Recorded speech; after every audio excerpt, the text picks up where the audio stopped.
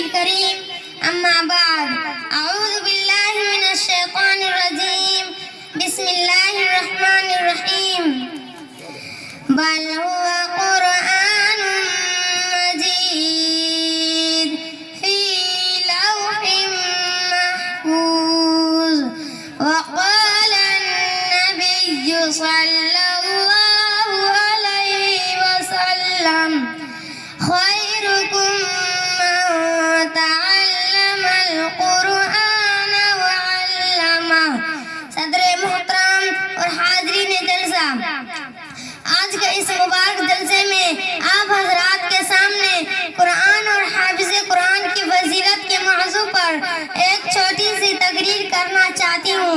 دعا کیجئے کہ اللہ تعالیٰ مجھے کہنے سے زیادہ عمل کی توفیق عطا فرمائے۔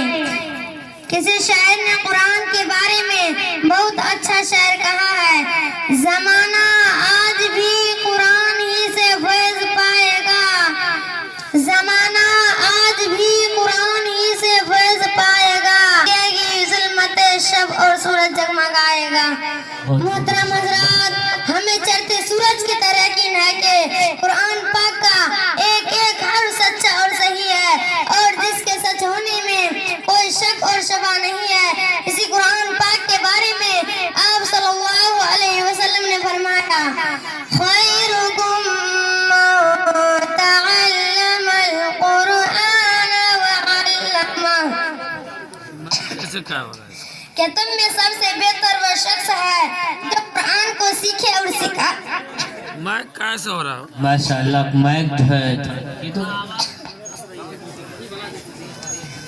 کہ تم میں سب سے بہتر وہ شخص ہے جو قرآن کو سیکھے اور سکھائے۔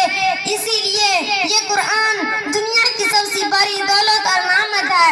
زمین، آسمان، چاند اور سورج اور ستارے اور سیارے کوئی بھی اس نعمت کا مقابلہ نہیں کر سکتے۔ اللہ تعالیٰ کا یہ کلام سب کلاموں سے افضل ہے۔ حدیث پاک میں آتا ہے، فَضْلُ كَلَامِ اللَّهِ عَلَى سَائِرِ الْكَلَامِ كَفَضْلِ اللَّهِ عَلَى خَلْقِهِ، کہ اللہ کے کلام کو سارے کلاموں پر ایسی فضیلت ہے، خود اللہ تعالیٰ کو سارے مخلوق پر حاصل ہے۔ اسی طرح ایک حدیث میں آپ صلی اللہ علیہ وسلم نے فرمایا، جس نے قرآن پڑھا اور اس پر عمل کیا، اس کے والدین کو کل قیامت کے دن سورج سے بھی زیادہ روشن تاج پہنایا جائے گا۔ میرے محترم، غور کرنے کی بات ہے کہ جب والدین کو اتنے بڑے سا جائے گا تو پھر قرآن پاک کو پڑھنے والے کا درجہ اور مرتبہ کتنا زیادہ ہوگا۔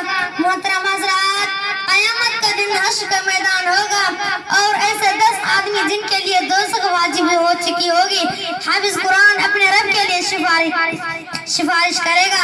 اللہ تعالیٰ اس حافظ قرآن کی سفارش قبول کرے گا اور ان لوگوں کو حافظ قرآن کی برکت سے دوزخ سے نجات مل جائے گی۔ مگر افسوس کی بات ہے کہ ہم نے قرآن کو چھوڑ دیا، اس کے پاکیزہ تعلیمات کو بھلا دیا۔ نتیجہ یہ ہوا کہ ہم لوگ ذلیل اور رسوا ہو گئے، ناکامی ہمارا مقدر بن گئی۔ مسلمانوں، سمجھو اور ہوشیار ہو جاؤ، غفلت کا پردہ اٹھاؤ، قرآن پاک سے وابستہ ہو جاؤ، ورنہ تاریخ ہمیں کبھی معاف نہیں کرے گی۔ خدا نخواستہ اگر ہم نے چند پیسوں کی لالچ میں اپنے بچوں کو دور رکھا اور ہماری نظر آخرت کی نعمتوں کے بجائے دنیا کی ڈگریوں پر رہی تو یاد رکھے خدا کے پاس جواب دینا پڑے گا۔ اس لیے ہمیں بھی چاہیے کہ خود بھی قرآن پاک کی تلاوت کریں، اس کے احکام پر عمل کریں اور ان کو حافظ قرآن بنا کر آخرت میں کامیابی حاصل کریں۔ آخر میں دعا کریں کہ ہم سب کو کلام پاک کی محبت عطا فرمائے۔